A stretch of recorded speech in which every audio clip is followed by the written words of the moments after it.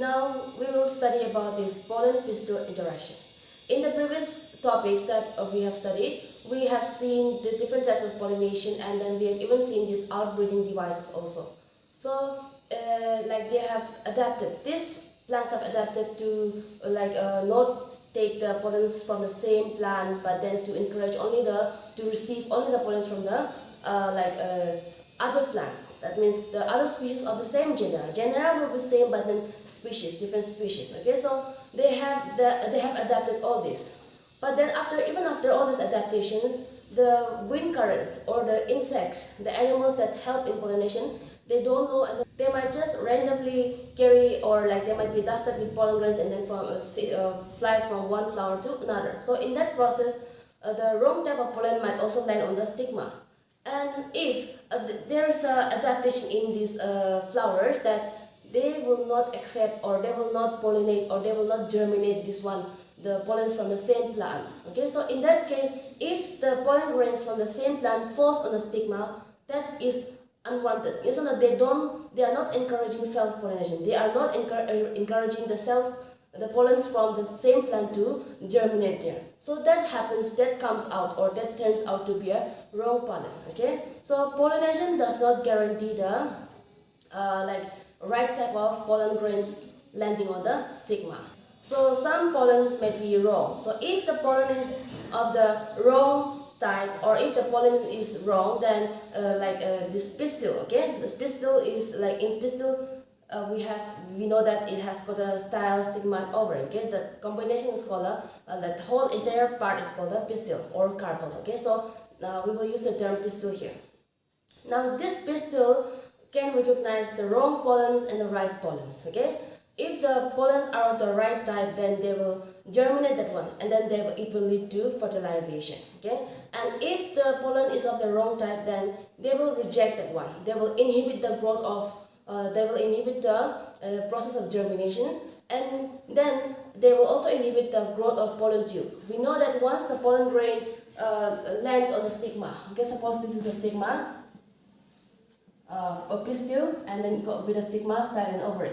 Once the pollen grain lands on the stigma, pollen tube is going to grow through this style, and then it will reach the ovary. So this is the mechanism that takes place. But then if this pollen is of the wrong type, then they will not allow this pollen to germinate on the stigma, and then they will not allow this pollen tube to even grow inside this style. Okay, so they will inhibit all this process. So pistil has the ability to recognize the wrong pollen and the right pollen. This ability to recognize which is the wrong ones and the right ones, it is because of the continuous interaction or continuous dialogue between the pollen and the pistil. Okay, so the chemical components of this pollen interact with the chemical components of this pistil.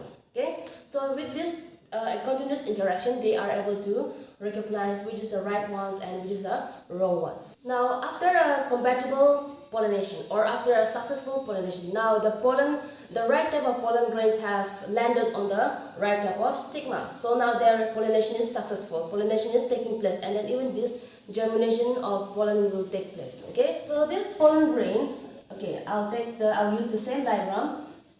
Now these pollen grains, if this is of the right type, and then if the pollination is successful, okay, now these pollen grains will germinate, and then this pollen tube will grow from this pollen grain. Now in the previous topic, when we studied the structure of pollen, I told you that the structure of pollen is made up of two layers, exine and intine. Okay, and then exine is made up of sporopollenin.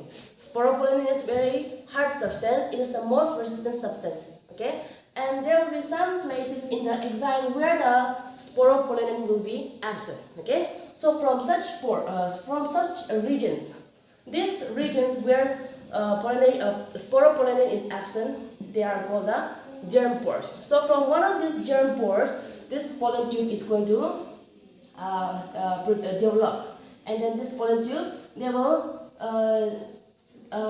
keep on growing, and then they will reach the ovary, and then they will enter the ovule, and that is how this fertilization takes place. Okay, so once the pollination is successful, pollen grains pollen grains, or like the pollen tube is going to develop from the pollen grain, and then this pollen tube is going to carry all the contents of this pollen grain. Now pollen grain, we have studied vegetative cell and then generative cell. Yes or no? So they are going to carry all these contents of pollen grains along in this pollen tube, and then they are going to deliver it in the ovule. Okay. Now these pollen grains in some plants, they are shed at 2-cell stage. Okay, 2-cell stage. Okay, so in this kind of plants, this pollen tube is going to carry all the contents of pollen grains, and when they are growing, when they are going down to this style, during that time, the generative cell, will divide into 2 male gametes, okay, and then they will reach the ovary, okay. But in some plants where the pollen grains are shed at 3-cell stage, then this pollen tube, is going to carry this 2 male gametes, because already 2 male gametes are already produced here, okay, from generative cell. So 2 male gametes, they are going to carry this one from the beginning itself, and then they will take this pollen, 2 male gametes, and then they will enter the ovary. Okay, this is the structure of this pistil, where pollen have already germinated, and then pollen tube has grown, and then it has reached the ovary. Okay, this is the ovary. This one is the ovary, and inside the ovary you will find this ovule. This is the ovule. Okay, so this pollen tube is going to enter the ovary, and then after entering the ovary, it will again enter the ovule. Okay, so here we have this egg apparatus with 2 synergies, and then the middle one is the egg cell. Okay, the side two cells present in the sides are the synergies, and then 1 cell which is present in the middle is the egg cell. So this is the egg apparatus. So from this ovary, it will enter the ovule through this micropylar region. So this is the micropylar region, and then this is the chalaza region. And then the region of this micropyle and chalaza might alter also. Sometimes micropyle will be here, sometimes chalaza will be here.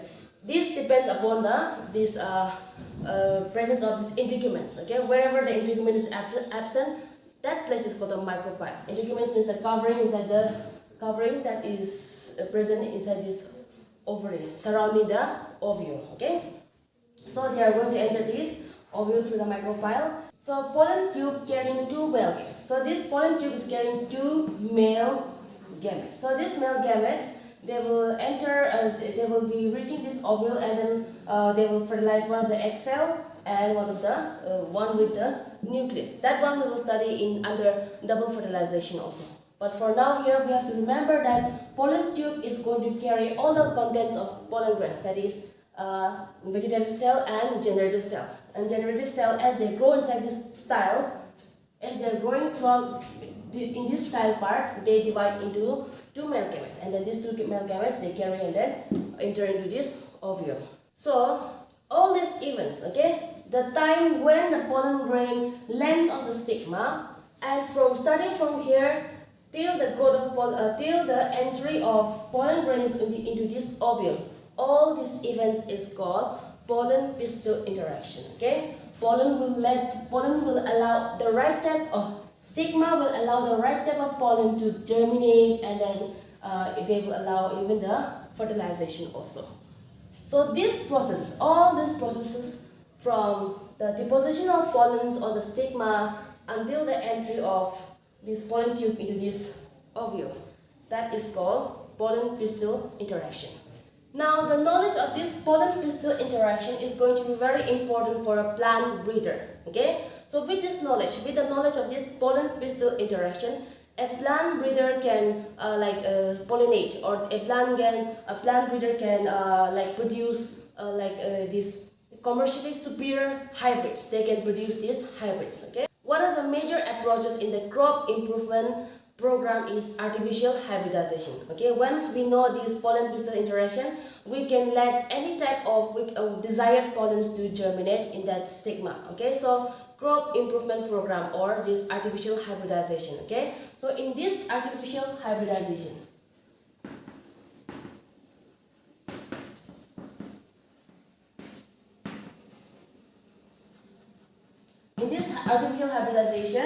a plant breeder can pollinate. They can let the desired type of pollens to germinate in the a desired type of plant. Okay, so this artificial hybridization is done by two methods, that is emasculation and second one is bagging.